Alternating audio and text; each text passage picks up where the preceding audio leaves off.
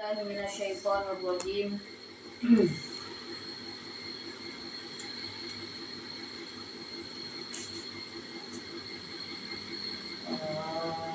Wa yaquluna nu'minu bika.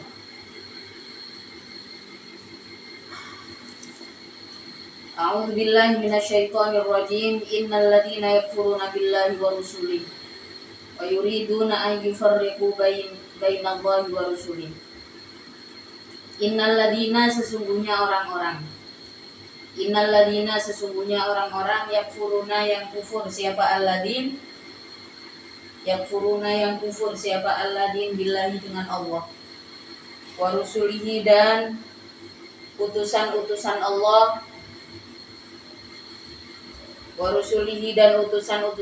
wa yuriduna dan menghendaki siapa alladzin ayyufarriqu pada untuknya membedakan iman siapa alladzin bainallahi di antara Allah, wa rusulihi dan utusan-utusan Allah, bi ayyuminu dengan untuknya beriman siapa alladzin bihi dengan Allah, dunahum tidak beriman pada Rasul, dan tidak beriman pada Rasul, wa yaquluna dan berkata siapa alladzin nu'minu beriman aku bi ba'din dengan sebagian minar rusuli dari para utusan, wa nakfuru dan kufur aku bi ba'din dengan sebagian yang lain minhum dari Rasul, wa yuriduna dan menghendaki siapa alladzin ayattakhidhu pada untuknya mengambil siapa alladzin baina dzalika di antara kafir dan iman tersebut. Al-kufri artinya di antara kekufuran wal imani dan keimanan, mengambil sabilan pada jalan. Thoriqon artinya jalan, yadhabuna yang berjalan siapa alladzin ilaihi terhadap thoriq. Ulaika adapun alladzin humul kafiruna yaitu orang-orang kafir haqqon secara pasti, secara hak. Jadi ada sekelompok orang-orang yang kufur. Innal ladzina yakfuruna billahi wa rusulihi wa yuriduna an yufarriqu bainallahi wa rusulihi. Sampai di zaman sekarang masih banyak orang yang seperti ini. Mereka memisahkan kepercayaannya antara Allah dan para rasul. Mereka mengatakan percaya kepada Tuhan, percaya kepada Allah, tapi tidak mau percaya kepada utusan Allah. Sampai saat ini masih banyak orang-orang yang seperti ini. Bahkan tidak jarang mereka adalah orang-orang yang punya pengaruh besar. Salah satu yang baru saja menghebohkan itu pengakuan daripada foundernya. Nah, kalau sampean tahu di YouTube itu ya, ada di Instagram atau di YouTube ada video short yang nama akunnya itu nama channelnya itu Nas Daily. Foundernya itu adalah seorang Muslim Israel keturunan Palestina yang sekolah di Amerika. Terus dia jadi foundernya Nas Daily. Apa yang menghebohkan? Yang mengatakan terang-terangan saya punya ajaran baru untuk untuk orang-orang saya. Wongnya pinter, konten-kontennya juga bagus nih, bermutu. Tapi yang membuat heboh itu adalah pengakuannya bahwa tidak ada agama yang sempurna. Maka bagi saya yang terpenting adalah saya percaya Tuhan tapi tidak perlu beragama. Nah, ternyata orang seperti ini sudah disebutkan di dalam Al-Quran. Sudah disebutkan di dalam Al-Quran. Di sini dikatakan bahwasanya ya padahal kan agama itu bukan kesempurnaan. Semua yang ada di dunia ini tidak ada yang sempurna. agama itu adalah satu tatanan hidup yang membawa seseorang pada kebaikan-kebaikan, ikatan dengan kebaikan. Itu adalah agama. Yang menata kehidupan kita itu adalah agama. Sekalipun dikatakan bahwa tidak ada agama yang sempurna di dunia ini, ya memang agama bagian dari dunia ini, ya. Bukan masalah dinilai sempurna dan tidak sempurnanya. Kalau kita sudah menyatakan beriman kepada Allah, maka secara otomatis ajaran para rasul, ajaran para utusannya kita juga harus percaya. Termasuk para rasulnya, kalau di dalam Islam kita diperintahkan rukun iman, percaya kepada Allah dan percaya kepada para rasul. Berarti yang kita percayai tidak cukup hanya Rasulullah, Pak, tidak cukup hanya Nabi Muhammad, tapi kita harus percaya pada nabi-nabi sebelumnya. Ini adalah rukun iman. Maka di sini di ayat ini sangat jelas, ayat ini menyebutkan bahwasanya ada orang-orang yang wa yuriduna an yufarriqu bainallahi wa rusulih. Jadi mengakui keberadaan Allah tapi tidak mau mengimani utusannya.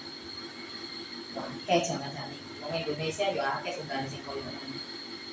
Jadi percaya kepada Tuhan, maka identifikasi daripada kepercayaan seseorang pada Tuhan itu pada akhirnya jadi banyak, karena memang di Al-Quran sendiri disebut itu macam-macamnya, disebut macam-macamnya. Ada golongan orang-orang munafik yang wong Islam ibadah, dia melo ibadah, tapi nanti pulang dari ibadah dia akan kembali pada kelompok kafir gitu ya. Kalau ada perjuangan yang harus terlibat secara bersama-sama dengan orang-orang mukmin, dia akan mundur dengan alasan melindungi diri gitu. Itu golongan orang munafik. Terus kemudian ada ini golongan orang-orang yang secara terang-terangan, ya seperti ini salah satunya yang dikatakan di dalam ayat ini.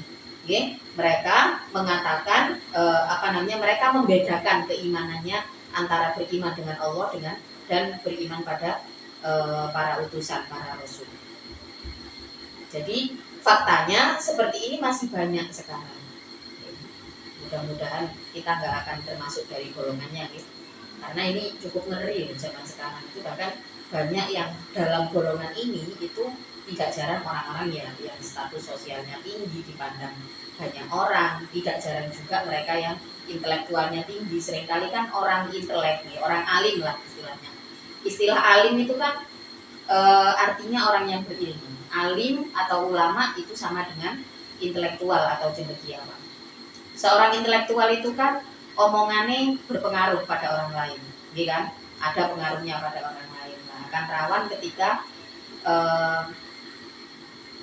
mereka punya gagasan-gagasan yang masuk akal di dalam pandangan orang awam.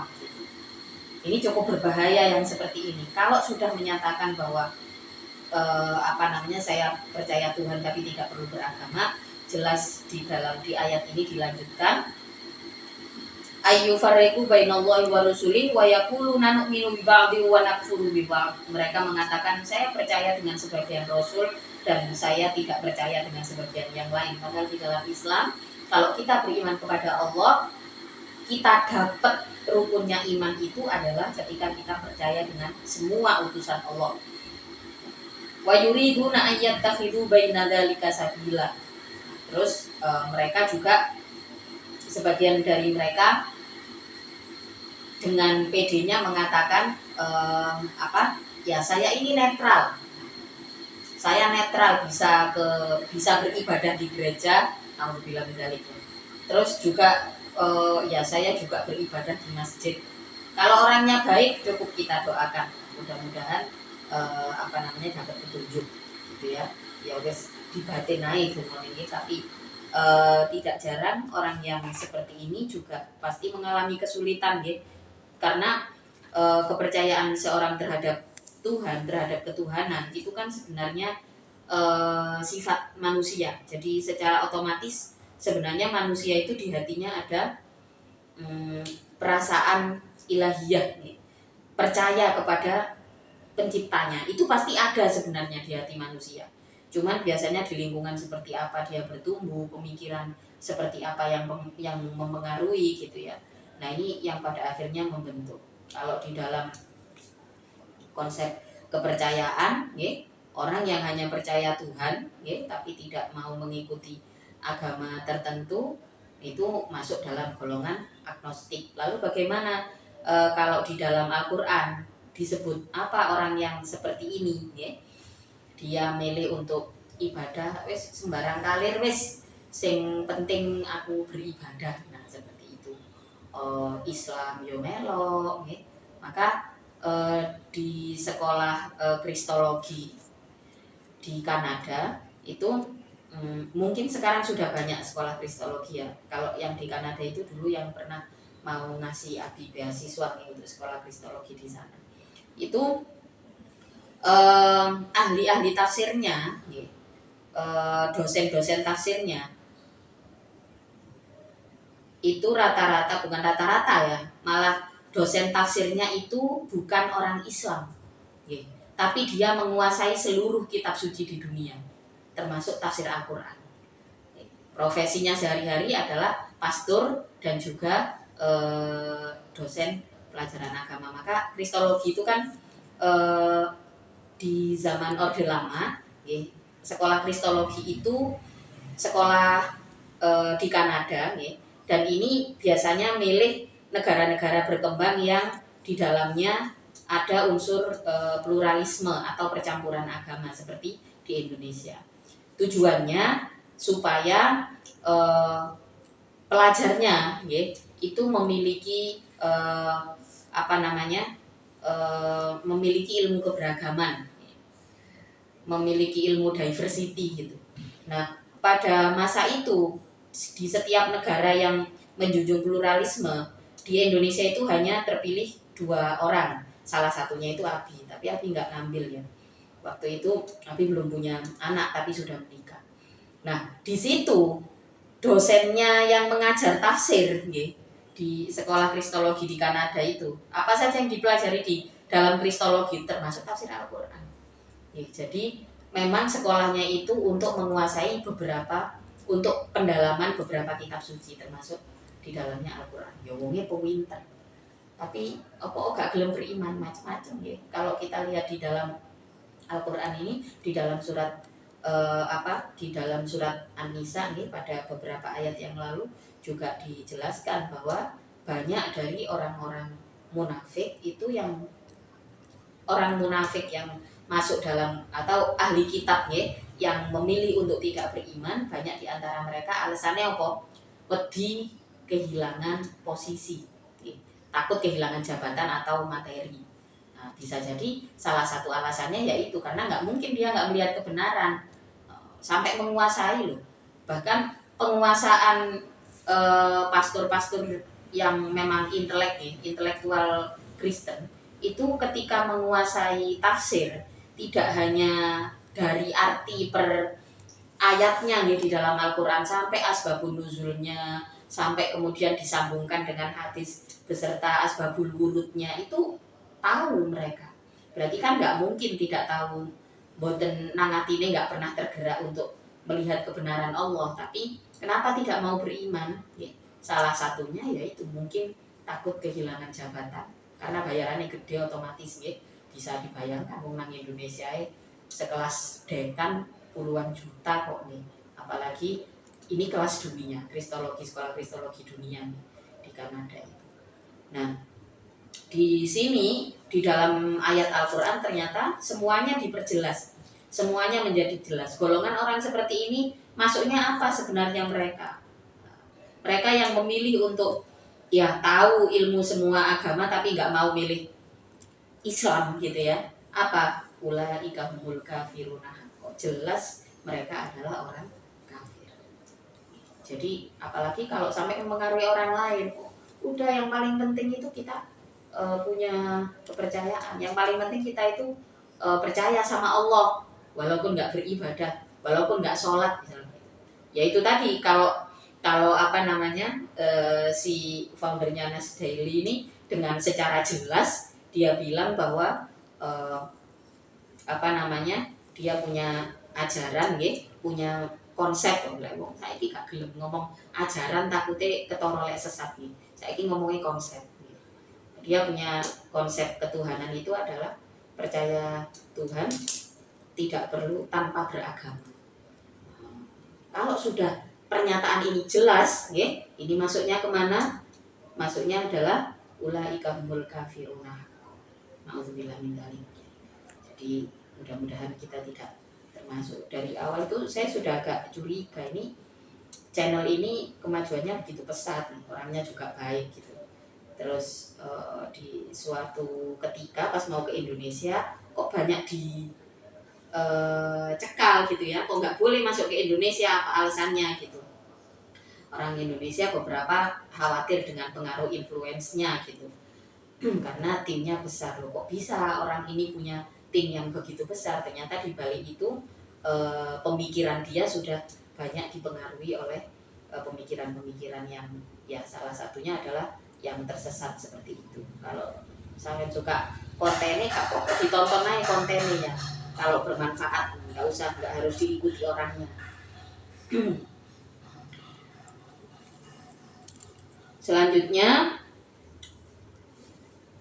masdarun, adapun hakon itu menjadi masdar muakidun yang menaukidi limat munil jumlati terhadap yang disimpan oleh jumlah qoblahu yang sebelumnya lafadz hakon. Wa a'tadna, dan menyuguhkan aku Allah di sini lil kafirina terhadap orang-orang kafir adaban pada siksa muhinan yang menghinakan. Dza ihanatin artinya yang rendah, yang merendahkan.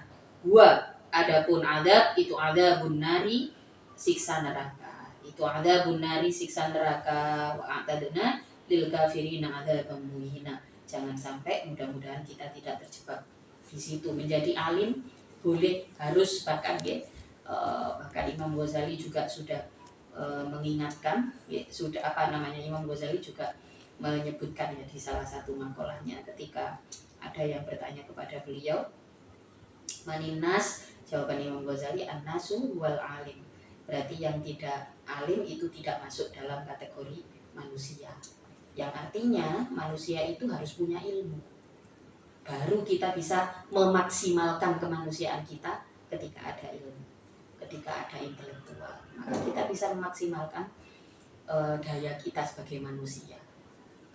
Nah, kalau mereka yang istilahnya apa ya, kalau mereka yang punya pengaruh besar, itu hanya orang-orang yang tersesat, sementara kita yang istilahnya bisa belajar jalan yang lurus, kita hanya diem, maka sama saja kita zalim dengan dunia ini.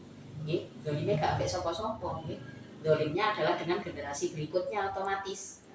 Mungkin banyak orang sekarang yang mikir belajar agama itu yang penting hafal Quran aja, fikih apa segala macam itu nggak terlalu penting.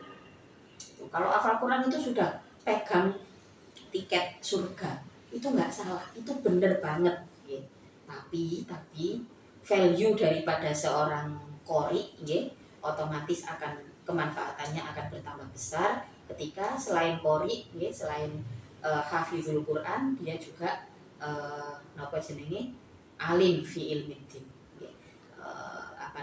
tafakuh fiddin. Karena salah satu penyelamat dunia ini dikatakan oleh Rasulullah, seseorang itu akan selamat jika tandanya satu yang menjadi pertanda penting seseorang itu akan selamat, dia tidak menyia-nyiakan kesempatan untuk mendalami ilmu agama. Tafakuh fiddin, difahamkan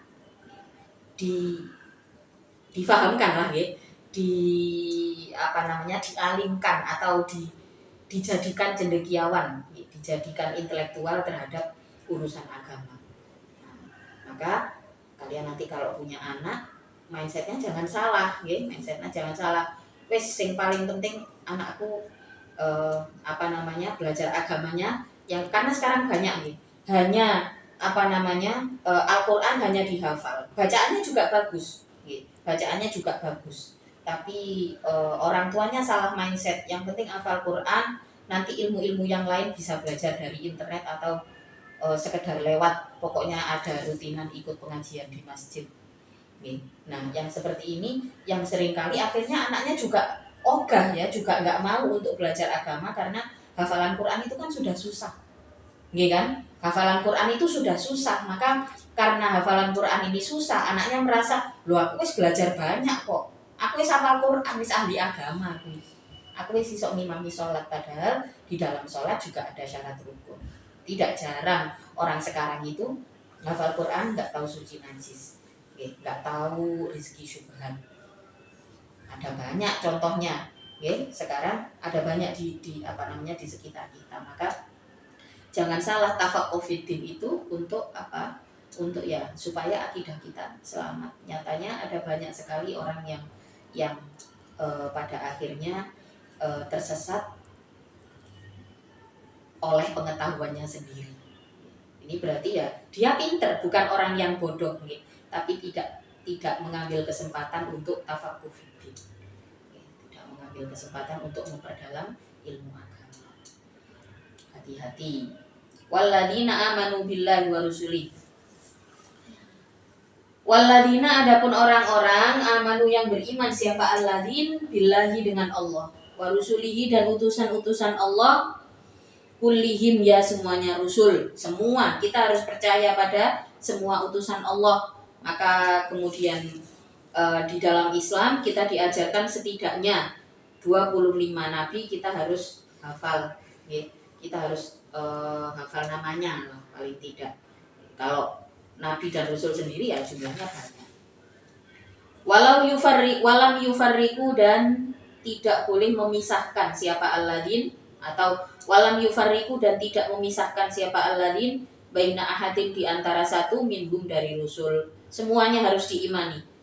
Itu ulaika, adapun alladzin itu saufa nu'ti, akan memberikan aku him pada alladzin, binuni dengan nun wal ya'i dan dengan ya, bisa saufa nu'tihim atau saufa yu'tihim, mendatangkan, memberikan ujurahum pada pahala-pahalanya, alladzin sawaba a'malihim, artinya pahalanya pahala perbuatan-perbuatannya alladzin. Wa kana, dan ada siapa Allahu, Allah itu ghafuran maha pengampun, li auliyaihi terhadap kekasih-kekasih Allah, rahiman pun maha kasih bi ahli ta'atihi terhadap ahli taatnya Allah. Mereka orang-orang yang beriman kepada para rasul. Kalau kita beriman, tandanya apa? Kita juga percaya kepada utusan-utusan Allah. Ya, biasanya orang-orang yang sudah tertutup sudah penolakannya terhadap ajaran Islam itu sudah tertutup, ya maka akan pintar sekali mengelak, akan pintar sekali mengelak kita. Maka syarat rukunnya rukun iman, ya rukun iman, setidaknya rukun-rukun iman itu sebagai seorang mukmin, itu kita harus mengimani betul-betul, dijaga betul-betul iman itu. Terus nanti kalau penerapan tatanan syariatnya seperti apa, kita belajar dari guru-guru kita. Kita belajarnya adalah untuk supaya kita punya amal soleh yang baik, kita belajar bukan untuk menjatuhkan mereka yang belum tahu, atau mereka yang berbeda pendapat dengan kita, mboten. Kita belajar adalah untuk perkembangan diri kita sendiri dan menunjukkan orang-orang terdekat. Kan dakwah itu ya dakwah dan nasihat itu yang terpenting, atau amar ma'ruf nahi munkar itu yang terpenting adalah lingkungan kita sendiri. Walam yufarriqu baina ahadin minhum ulaika saufa nu'tihim ujurahum wa kana Allahu ghafurur rahim. Yas'alu meminta kepadamu ya Muhammad, wahai Muhammad, siapa ahlul kitabi, ahli kitab, al-yahudu yaitu orang Yahudi, Anunazila untuknya mengeluarkan atau menurunkan siapa Allah alaihim atas ahlul kitab, kitaban pada kitab, minas sama'i dari langit. Jumlatan yaitu dengan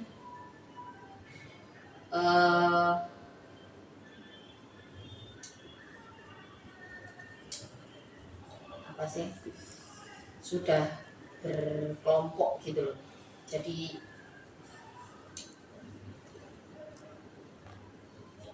jumlatan secara utuh gitu wes, secara terkumpul, sudah terkumpul menjadi sebuah kitab suci ya, tidak sebagaimana ketentuan yang dikehendaki oleh Allah gitu.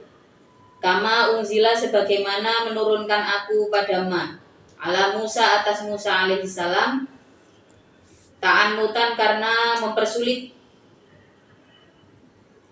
ta'anutan karena ingin mempersulit siapa? Ahlul kitab.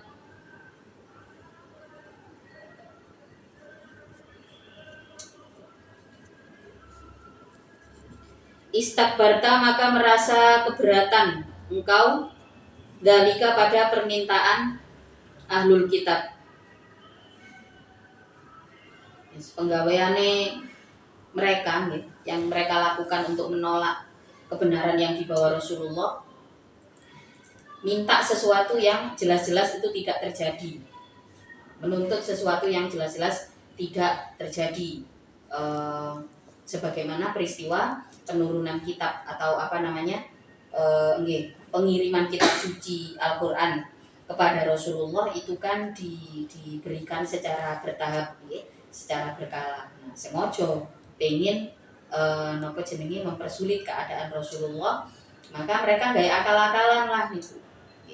Minta, ayo kalau memang kitabmu itu adalah kitab yang benar, ya turunkan secara jumlatan, turunkan secara utuh sebagaimana Allah menurunkan kepada Nabi Musa. Ini yang sering saya ceritakan nih, bahwa kitab-kitab suci terdahulu itu tidak diturunkan secara berkala seperti Al-Quran, tapi diturunkannya itu kayak dalam waktu 40 hari, 1 minggu seperti itu, dalam bentuk jumlah akumulatif, sudah dalam bentuk akumulatif, sudah lengkap. Nah, mereka sengaja kepingin mempersulit Rasulullah dengan mengatakan, ayo apa namanya, sini tunjukkan, harusnya Tuhan kamu itu menurunkan kitab suci seperti ini. Lalu Rasulullah kemudian ada perasaan keberatan gitu, karena memang nggak seperti itu konsepnya gitu ya. Terus apa yang terjadi? Fa'akhodat maka belum ya. Fakot sa'alu maka minta siapa ahlul kitab, ai aba'uhum artinya bapak-bapaknya ahlul kitab. Fakot sa'alu maka benar-benar telah meminta Musa pada Musa, akbaro pada yang lebih besar, akdoma artinya yang lebih besar, mildalika dari an-nunazzila alaihim kitaban minas sama. Faqalu maka berkata siapa aba'uhum atau ahli kitab, arina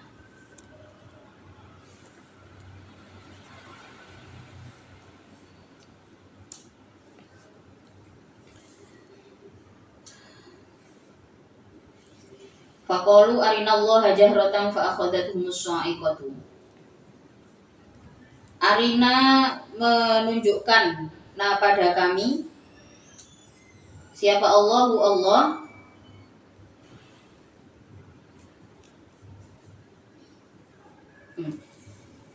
bukan di arina niku bukan domir ya, itu arina menunjukkan engkau, itu bukan nanya, bukan domir tapi dia ainul kalimah nih.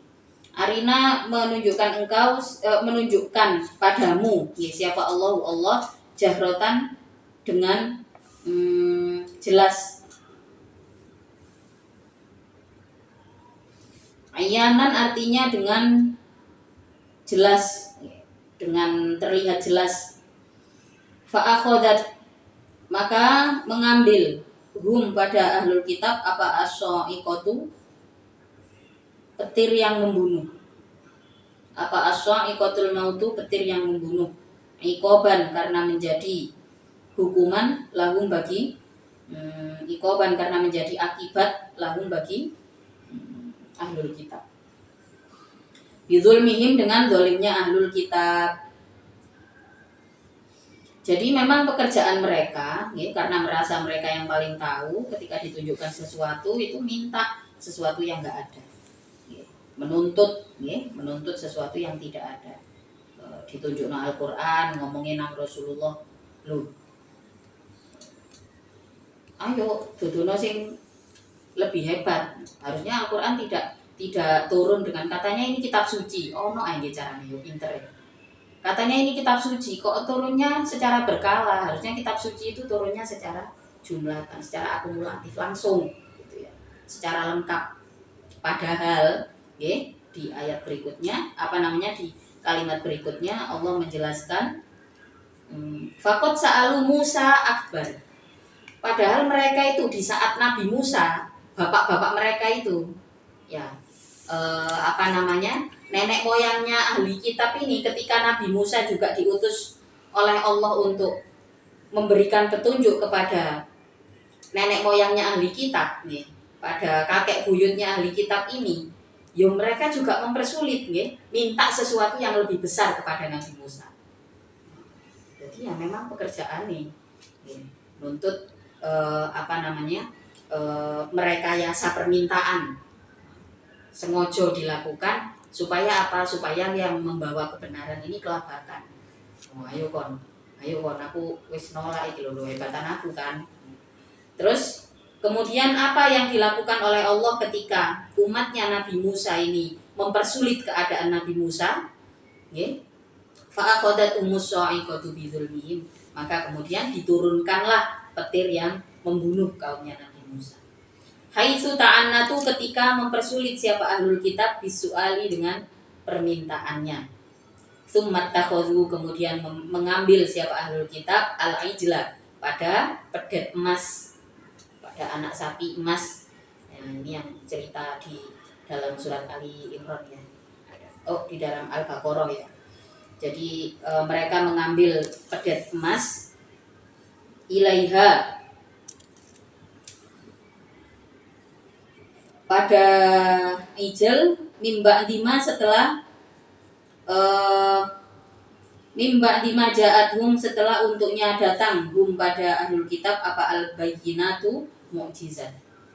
Apa al-bayyinatu mu'jizat? Al-mu'jizatu artinya tanda kebesaran, tanda kebenaran, ala wahdaniyatillahi, atas sifat keesaan Allah,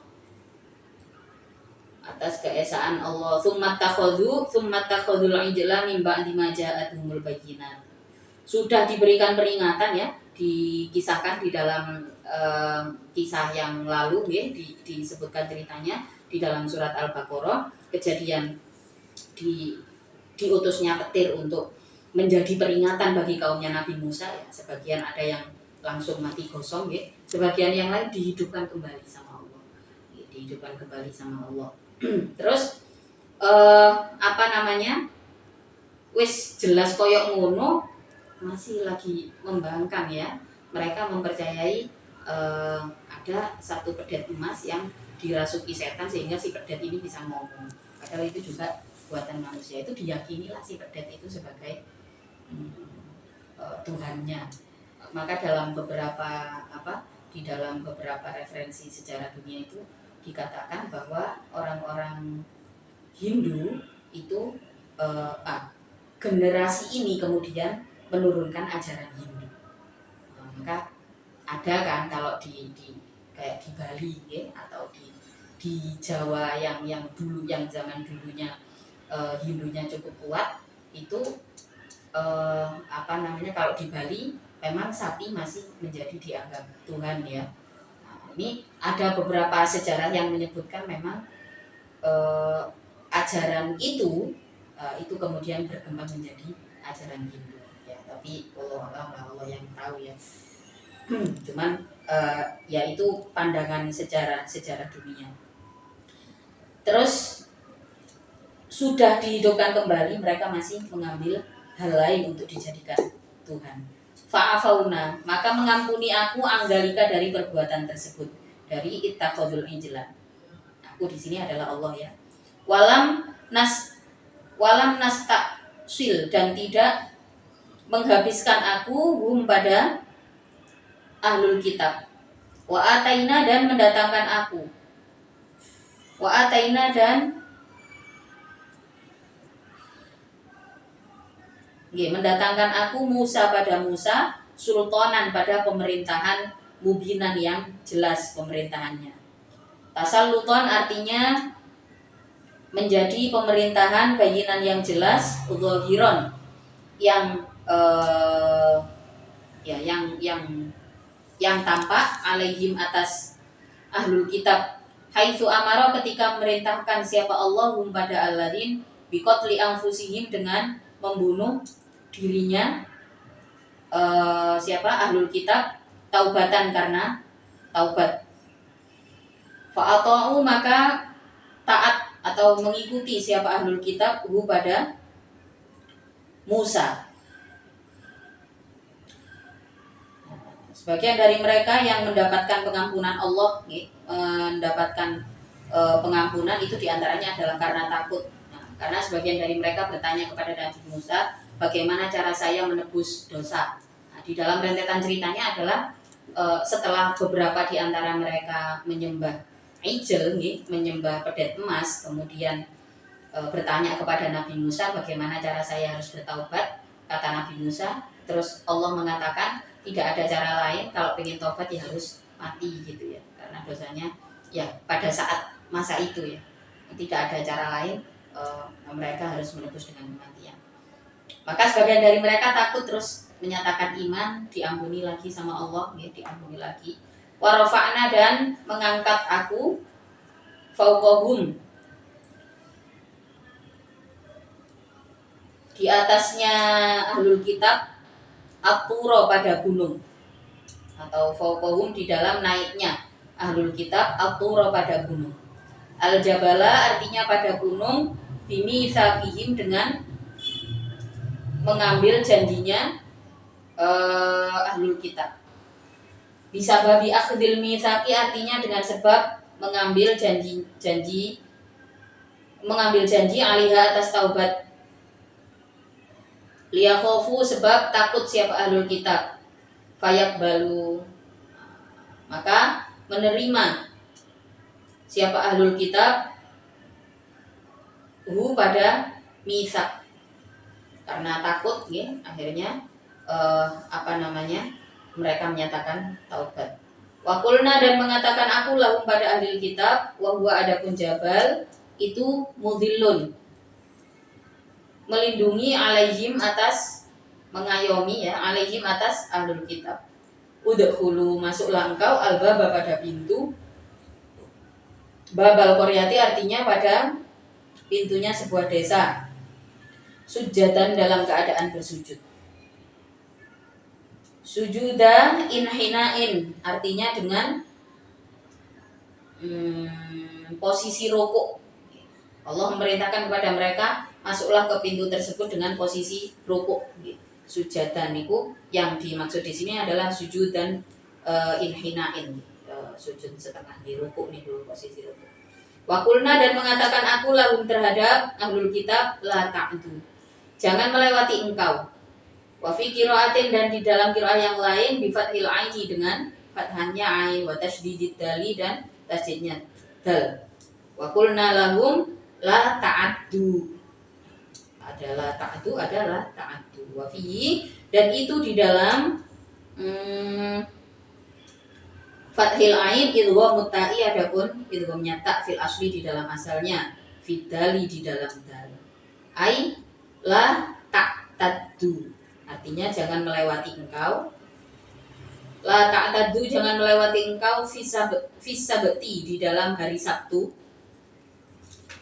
Bistiyadil hitani, dengan berburu ikan, fihi di dalam sabut. Fihi di dalam sabut, jadi ada kebiasaan ya, ahlu sabut itu adalah ya mereka yang menggunakan hari tersebut sebagai hari libur, hari yang bersantai. Ini apa namanya, di dalam Al-Quran ada disebutkan seperti ini ya, wa qulna lahum la ta'du fis sabti.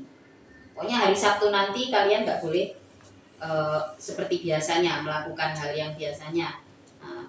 Karena mereka punya kebiasaan biasanya berburu ikan. Nggak salah berburu ikannya, tapi ini Allah memberikan syarat yang paling ringan. Sudah hari Sabtu nanti jangan sampai terlewat, nanti saya tagih janji kalian, gitu ya. Allah menagih janji mereka untuk masuk ke dalam desa tersebut, desa yang diperuntukkan bagi mereka yang beriman, masuk dengan keadaan rukuk. Ojo sampai tidak dilakukan, istilahnya gitu ya. Jadi pernyataan bahwa jangan melewati hari Sabtu itu dengan berburu ikan seperti biasa, tapi kok tak tagih janji kalian untuk mau melakukan apa yang diperintahkan oleh Allah. Wa akhadna, dan mengambil aku minhum dari ahlul kitab mitsaqon pada janji, ghalidhon yang berat, ala dalika atas melewati batasan tersebut. Fana keudu, maka merusak siapa ahlul kitab hu pada mitsaq. Ternyata mereka milih yo gak lah wis pancet ae. Mereka nggak mau untuk melakukan hal itu. Padahal yang diberikan oleh Allah itu sudah sangat-sangat ringan. Fabimana qadhihim, maka sebab merusaknya ahlul kitab, ma adapun ma itu zaidatun tambahan, wal ba'u adapun ba itu lisababiyati untuk sababiyah.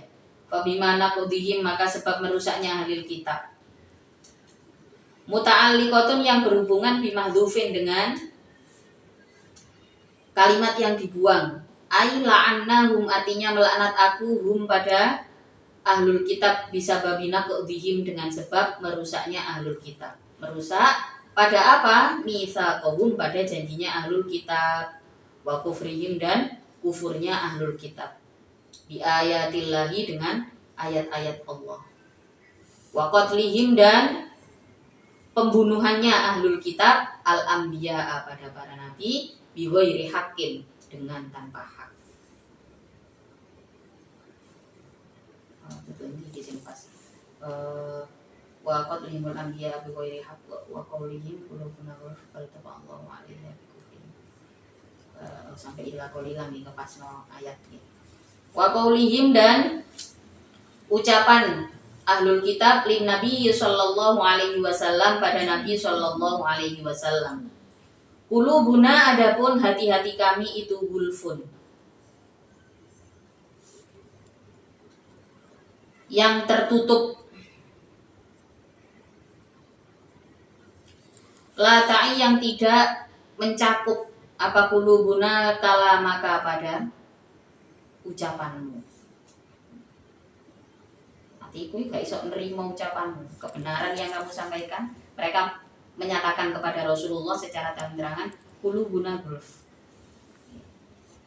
penolakan secara jelas dan terang-terangan kepada Rasulullah. Bal toba'a, akhirnya apa yang dilakukan, yang langkah kemudian yang diterima, yang mereka terima dari Allah, bal toba'a, bahkan menyegel. Khotama artinya menutup rapat, siapa Allahu Allah, alaiha, atas kulub, bikufrihim, sebab kufurnya ahlul kitab. Fala ta'i, maka tidak bisa mencakup, tidak bisa meliputi apa kulub, wa'dhon, pada mau'idhah, apa, pada nasihat yang baik. Fala yu'minuna, maka tidak bisa beriman siapa ahlul kitab illa qalilan, kecuali sedikit. Minhum, dari ahlul kitab, ka Abdillah bin Salamin, seperti Abdullah bin Salam, wa ashabihi, dan sahabat-sahabatnya Abdullah bin Salam. Jadi sangat jarang mereka ahlul kitab itu yang kemudian beriman kepada Allah, karena mereka melakukan penolakan secara terang-terangan kepada Rasulullah. Oh ya sudah, maka kata Allah, oh berarti dia. Jadi kita menolak terhadap satu kebenaran itu memang sakit biasanya nih, maka di dalam psikologis ada yang disebut namanya denial. Denial itu sebuah respon seketika ketika di saat apa? Di saat kita merasa tersudut, secara otomatis kita akan denial. Misalnya ini, kita yang tadinya nggak tahu fikih, tidak begitu tahu tata caranya sholat gitu. Terus ada yang mengingatkan kalau pakai mukena itu anggota sujudnya harus nggak boleh ketutup gitu ya, harus naik supaya kalau pas sujud dia bisa nempel ke bumi gitu. Itu kan kalau misalkan kita sudah dewasa gitu ya, ada perasaan loh, kok aku disudutkan sih, kok aku salah sih. Nah itu kan pasti ada ya tersudut. Denial itu adalah respon seketika karena kita melindungi diri kita yang merasa tersudut. Itu manusiawi.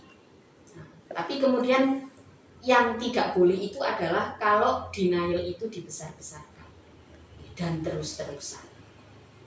Seperti yang dilakukan oleh orang-orang ahli kitab terhadap Rasulullah. Setiap omongannya Rasulullah itu dikoreksi, dibalik dibales dengan omongannya, karena ya mereka ahli kitab nih, mereka adalah orang-orang intelektual dari kalangan Yahudi. Secara jelas mereka mengatakan qulubuna ghulf, hati kami tertutup dari kebenaran yang dibawa oleh Rasulullah. Ya naudzubillah min dzalik. Maka kata Allah, oh ya sudah, sisa tak segel. Maka dari golongan ahli kitab ini sangat sedikit yang kemudian ikut ke jalannya Rasulullah. Bagaimanapun pada akhirnya ya dunia ini jadi tetap terbelah ya, agama terbesarnya ya agama Kristen dan agama Islam dan Yahudi dan cabangnya. Jadi sebenarnya Protestan, Kristiani dan Protestan itu sebenarnya adalah masih cabang daripada Yahudi. Ya pada akhirnya dunia ini tetap terpecah seperti ini dan itu akan menjadi perjuangan umat Islam. Mudah-mudahan kita disambungkan oleh Al-Fatihah.